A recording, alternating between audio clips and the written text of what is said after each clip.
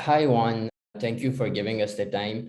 For the viewers who are seeing you for the first time and listening you for the first time, can you introduce yourself to them and tell your aviation experience? Sure. My name is Juan Browne. I'm a Boeing 777 first officer here in the United States, and have been flying for the airlines for about 23 years now, and former military pilot, and run the Blanco Lirio YouTube channel. We've discussed a lot about the PIA crash a couple of years ago. Yes. So today you saw a very tragic incident that happened in China. 132 people died, reported in the news. If you can brief us on the incident that took place for the viewers who are listening about this crash and about the last crashes that happened.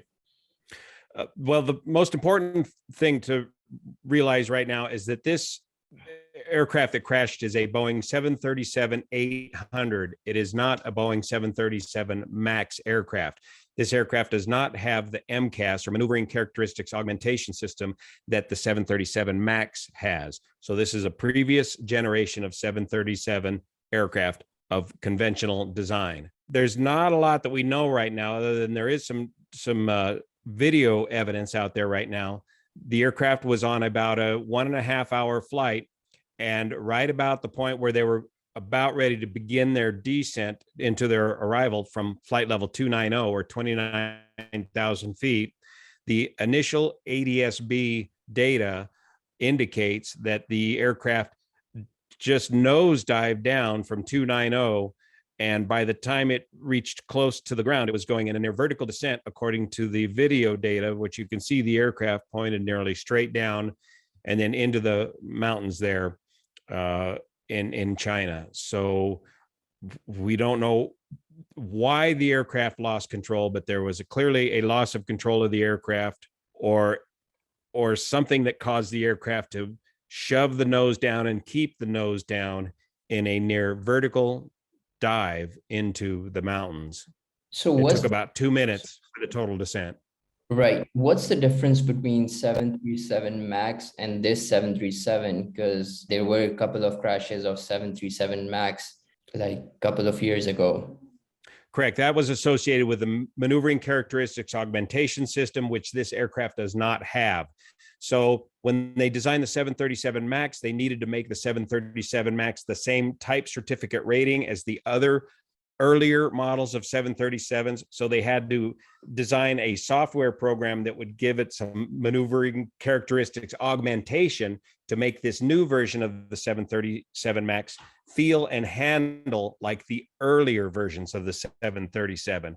So they had to install that program into it. And then, as we found out, that program had some very fatal flaws built into it that have subsequently been completely changed.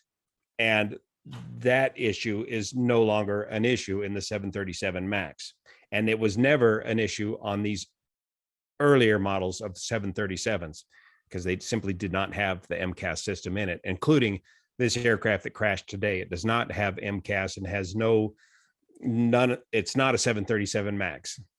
I see. So I haven't seen any craziest video like that, like the plane just descend so quickly. So have you came across? There is one example of this. A few years ago, maybe 3 years ago now, in Houston, Texas, a Atlas Air 767 Boeing aircraft was captured on videotape in a very eerily similar videotape, where the aircraft went straight into the ground. And after an exhaustive investigation on that accident, it was found that that particular accident was caused by the pilot flying the aircraft did cause that loss of control of the aircraft.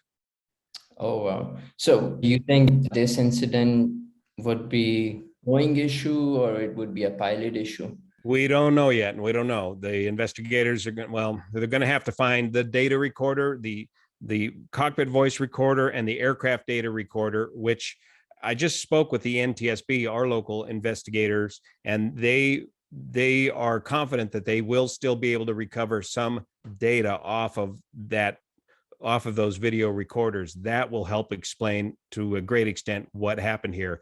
So until we get that data, we really won't know if this was a pilot error or a problem with the aircraft. So from moving forward, like how long would it take for the investigators to solve this issue? Yeah, it's going to take at least 2 years, to get to the bottom of this. So if they get the data recorder out and they get the information out to the public, they can do a preliminary report within about 6 months or so, and that may have a lot of information in it. So the sooner they can find and release some of that FDR, flight data recorder, or cockpit or aircraft data recorder material, the sooner we'll have a clearer picture of what might have happened on this. But the final will take at least 2 years.